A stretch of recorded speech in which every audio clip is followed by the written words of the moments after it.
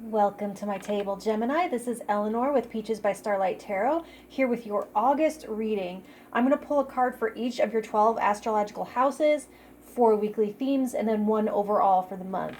So it's all chaptered out below, so you can only watch the parts that you care about.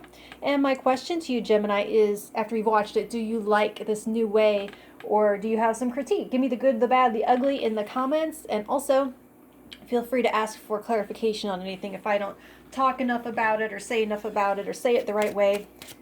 So for your first house of outward appearance, 5 of Scrolls, your second house of immediate environment, third house of communication, fourth house, home, family, self-care, and children, fifth house of romance, creativity, play, and art, sixth house, daily health habits and service, seventh house, partnerships.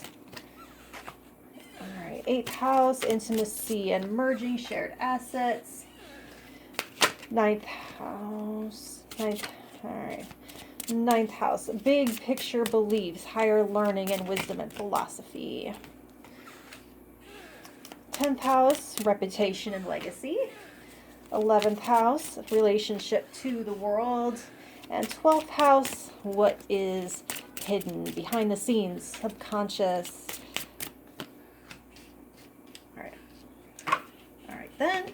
And then we are going to get your 4 cards, one for each week. First week, you have new exercise. Second week of August. Third week of August. Fourth week of August. And then we're going to have, for overall, choose an artist to signify what our August is going to look like for Gemini. All right, so I'm going to meditate on these, take some notes, and I'll be right back with you.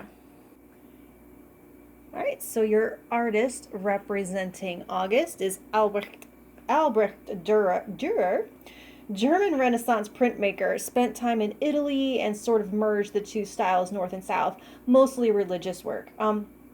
It looks to me like you're emerging as some sort of leader or integrating something into your life from a new experience that changes your perspective.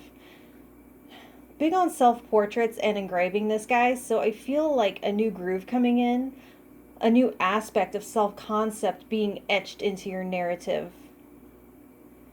There's an interesting new concept of beauty and aesthetics emerging, like falling in love with yourself as a protagonist and not an object, a symmetry to your experience.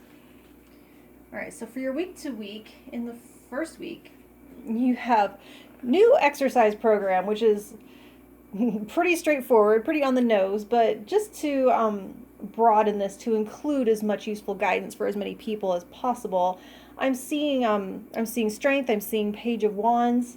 So the inspiration for this is already there. You already had something in mind. It's just a great time to get disciplined about it. Even if you already do something, like this is signaling a shift to something that you'll enjoy more, so that you receive more than physical benefit. When you look at Durer's work, this is going to be more about becoming strong and balanced inside and out, not like just a simple focus on weight loss. I'm not seeing that. All right, so for your second week, you have sobriety. Now, which culturally, I feel, I don't know about you, but I instantly go to like drinking and AA and stuff. But that's just like, the first thing. But we do dull our senses in so many other ways than that. I see you, I have a hair that's bugging me. I see you not only healing an issue in this area for yourself, but leading the way for others to do the same. Being supportive to others who wish to do the same. All right, let's see if I can find this thing that's bugging me. Okay. All right, for your third week, you have memories. And so it's a reflective and nostalgic week. You might be sharing some of your memories to help others, or uncovering some truths that you've forgotten about, like how you came to be where you are now. there's a healthy gratitude and release happening here as well. Remembering also how badly you wanted to have or to be something that you're experiencing right now, which actually snaps you back into the present. So then for your fourth week, you have moving. And I mean, yeah, some of you might actually be moving, but I see like moving house, but I see more like making moves, getting unstuck. And while some major or minor shift is happening around you, I'm hearing that routine will be important for anchoring. If there's even one thing that you can keep the same, you'll need it. So meanwhile, actually, I see already, it's up there. It's in your relationship sectors. Anyway, meanwhile, an exploratory spirit will serve you well. Like that, like an adventurous kid, however adventurous a kid is, it's a reflection of how secure they feel with their base, with their home position being constant for them to return to. So find a way to provide that for yourself here at the end of August. I also see this tied to the first week where you might be breaking out of the mindset that like exercise is its own like sector or segment, and more something that you can just blend into everything, into all the in-between spaces. So like not like carving out this is exercise time and everything else is not exercise time, but how can you just move more in everything that you do? Does that make sense? All right, so in your first house of external presentation, you have the 5 of scrolls or swords. I want to hold this in the center, but that's where the glare is, so I just have to hold it off to the side. I hope it's not too irritating. So it's a little bit of stubbornness here, but some might see it as commitment to your beliefs. Others may not understand why you're so focused on something, but you do, and that's all that matters. Like, they may see you sacrificing one thing for another, and of course, it's not what they would choose. Like, they might see you ignoring a reality that to them is very fixed and not understanding your bigger plan. But with all of this clarity in the second and third week, you know things that they don't, so don't sweat it. All right, in your second house of immediate surroundings, you have the 9 of spirals or 9 of wands. So this is exactly what people are seeing and not understanding. You're the eye of the storm. So they see this chaos around you and they see you not reacting the way that they would, and they assume that you just don't see it. But you absolutely do, and you're still the center of that storm because you're harnessing the power of your convictions. It's all over here with the strength, 8 of stones, ace of scrolls, 2 of spirals, page of spirals. You're actually keenly aware of all of the factors that you're working with. I love how the energy seems to like coil until this last week when you spring into action like a sleeping or meditating ninja when people thought you were just sleeping heavily and ignoring the situation. Nope. Nope. So in your third house of communication, you have the 8 of mirrors or 8 of cups. You're walking a higher path this month. So your words will be reflecting that. Your words might even have a prophetic ring to them or be holding a lot of wisdom for anyone really paying attention if they haven't written you off. If they have, it's their loss because you're leading the way to something better for yourself. You're not settling anymore. You want to unlock that next level. And so your conversations may get a little deep in some cases, and you might have to express and defend your intentions to others. Matters of the heart and search for deeper meaning out of life are likely to occur, especially here in the middle, that second and third week. So in your fourth house of family and self-care, you have the moon. So this will be highlighted most prominently here in that third week. And I can see you doing some shadow work around that time. I feel that strongly with the page in your 12th house. A very childlike energy pulling your strings, which is not good or bad, but I do see you getting curious about it. I see you undertaking some self-mothering or reparenting as part of your self-care this month. Like, I can see family conflict if they see you this way and you're experiencing your life this way, and you're trying to figure out what's behind that. And also with Hierophant in your 8th house, represented by a child no less, which you'll see in a second, you're looking into your shadow for explanations of why you struggle with conformity. I'm hearing that specifically. So in your 5th house of romance, creativity, play, and art, you have the 7 of Scrolls, 7 of Swords. So you may not feel like you have time for levity, and it might feel like you'd be taking away from this highly tuned vigilance you have over here. It's that whole, if you say yes to something, you're saying no to something else. And it might feel, this may feel counterintuitive to dabble in a little bit of fun and creativity while you have a storm to keep your eye on. But it may actually help your endurance, like a palate cleanser, or how you like shake it out between weight sets, especially here in this first week. All right, so in your 6th house of health habits and service, you have strength.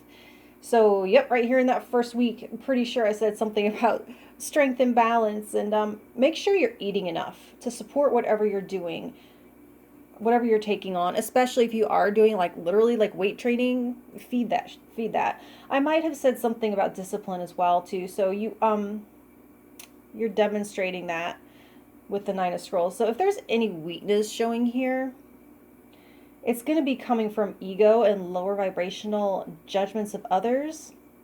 So they're asking you just to have patience with yourself and others. All right, in your 7th house of partnerships and contracts, you have the 8 of Stones, 8 of Pentacles. Steady growth, steady mastery, steady deepening of understanding. You're getting closer to some milestone or completion point. So just watch out for old patterns repeating. You might get some perspective of that here in the 3rd week, actually. I will say, whatever this chaos is, it's not touching your most firm partnership, whichever one that might be. It is strong as ever, and it's going to hold steady and consistent for you. Like this guy's wood block prince, your skills are evolving in complexity, fine tuning. That's the word I was looking for. You're actually be fine tuning some terms here, and that could be fine tuning the terms of a contract as well. All right, in your, where are we? 8th house, 8th house of intimacy and shared assets. You have the Hierophant. I know you might have an idea of what the Hierophant means in the tarot, but I'm using a special deck, so they treat it a little bit differently here. There is such a sweet solidarity coming up here in these connection sectors. Really beautiful. What's allowing this intimacy to be reinforced and enhanced is the achievement of a greater level of self-acceptance. It's like we only allow someone else in as far as we've accepted ourselves. So the less of yourself that you hold in judgment, the less you hold back from your counterpart. So in your 9th house of philosophy, wisdom, higher learning, you have the 6 of Scrolls or Swords. A way less combative outlook on the world that's also facilitating this greater intimacy and relationship solidarity. Also, and it's also confusing to others. You're adapting your belief system to settle and soften your ride through changing times in your life. It's like others just aren't seeing like where this calm is coming from. But you're keeping your mind open and your thoughts fluid, like one of those floating marine compasses. So check it out. You're floating like a butterfly here and stinging like a bee here in your 10th house with the Ace of Scrolls, Ace of Swords. Your reputation and legacy are that of integrity and truth. You'll always be known as someone trying to expand their mind and their consciousness, sharing the truth that you pick up along the way, dispensing honesty and sharp, clear insight. You're a force for waking people up and shaking people up. So you will know conflict at some point. You will rub someone the wrong way, cut someone too deep. But this is your tool, just like the Durer used to etch his woodblocks, creating beauty and displaying clarity at elevated levels of detail than what came before. Mostly here in the second week, you'll see this most prominently. So in your 11th house this is your relationship to the outer world. This is 2 of spirals or wands, and so you're looking to carve wood blocks. You're looking to carve a new connection to the whole, a new way of experiencing your node or your placement. Your future vision is changing. I do see you adjusting your concept of what ideal means in terms of your hoped for outcome. You may be looking to make new connections or friendships. You may be choosing to join some kind of group or organization to harness strength in numbers to help propel you forward on your next journey. Actually, I see you leading that charge, almost recruiting. You might be adjusting to a more we-oriented mode of decision making, but at the same time not being swallowed up by that or just giving people what they want. It's more like inviting others to come along where you're going. And as a leader, you do have to expand your umbrella of consideration to cover those that are on board with you. This one really reaches its fullest expression, I'm going to say, in that 4th week. All right, in your 12th house, behind the scenes, you have the Mime, Page of Spirals, Page of Wands. It's interesting to have something silent and wordless like the Mime in your house of the hidden. This ram, they say here in this card, it's supposed to pound loose memories so that they can be processed, just like you're doing here in week 3. So you probably aren't setting out to do this. You're not setting down to meditate to do this work intentionally. They seem to be coming out of nowhere from behind the veil. So there's no intellectual processing. I'm just seeing, like, feeling raw sensation. You're refining raw sensation. Not talking yourself into feeling a certain way, but feeling your way in the silence and the darkness to the nucleus, to patient 0. And then when you get there, you're not speaking, you're listening. And it's communicating to you unadulterated, pure truth here with that Ace of Scrolls. The 2nd week energy for sure. Your inner child is seriously running this entire operation. And if you are kind to it with that Strength card, if you're accepting of it with that Hierophant card, and balancing out there with the 6 of Scrolls, it can be a very healing and motivating time. So that's what I have for you, Gemini. And if it was helpful at all, please let me know by hitting that like button, and I'll talk to you next month. Thank you.